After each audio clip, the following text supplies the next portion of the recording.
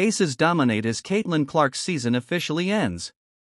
The Las Vegas Aces leveled their playoff series against the Indiana Fever in commanding fashion, but the bigger headline hovering over the WNBA remains Caitlin Clark's absence. For months, the central question across women's basketball wasn't just who would advance in the postseason, it was whether the Fever's rookie sensation would make it back to the floor at all. That hope has now officially been extinguished. Clark's 2025 campaign began with enormous promise but was derailed by back-to-back injuries. The first blow came July 15 in a tense matchup against the Connecticut Sun. With less than a minute on the clock, Clark tweaked her groin, an issue that immediately signaled a multi-week recovery. Fans remained confident that Indiana's number 22 would be back in uniform before the end of the regular season. Then came the setback that changed everything.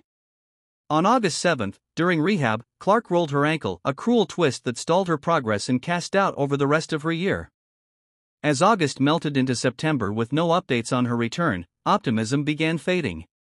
By early September, the answer became clear. Clark took to social media on September 4 to announce her season was over after just 13 games. The Fever, to their credit, surged forward without her and pushed into the semifinals, but the dream of a Clark playoff cameo persisted among hopeful fans. When a video surfaced of her casually shooting around before Game 3 against the Atlanta Dream, speculation exploded. Could she possibly return if Indiana kept advancing? Fever insider Scott Agness shut that door quickly. Appearing on Rachel Demita's Courtside Club podcast on September 25, Agness didn't mince words. She's not returning. Listen, she is not returning, period, he said firmly. The reality is she's not in a position to play. Agness acknowledged that the practice footage fueled rumors but explained what he actually saw. She was still favoring that left ankle. She was not running completely smooth. Now, this was early in the morning, the first 10 minutes of shoot-around. She shot it well, but she's been able to shoot this entire time.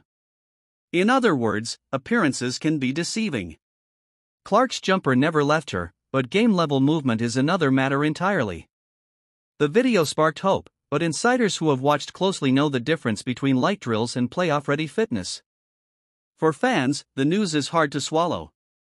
Clark's rookie season had already been cut short, and the idea of seeing her back for even a few minutes of postseason action carried sentimental weight. Yet pushing a recovery for a temporary spark could jeopardize her long-term health, something neither she nor the Fever can afford.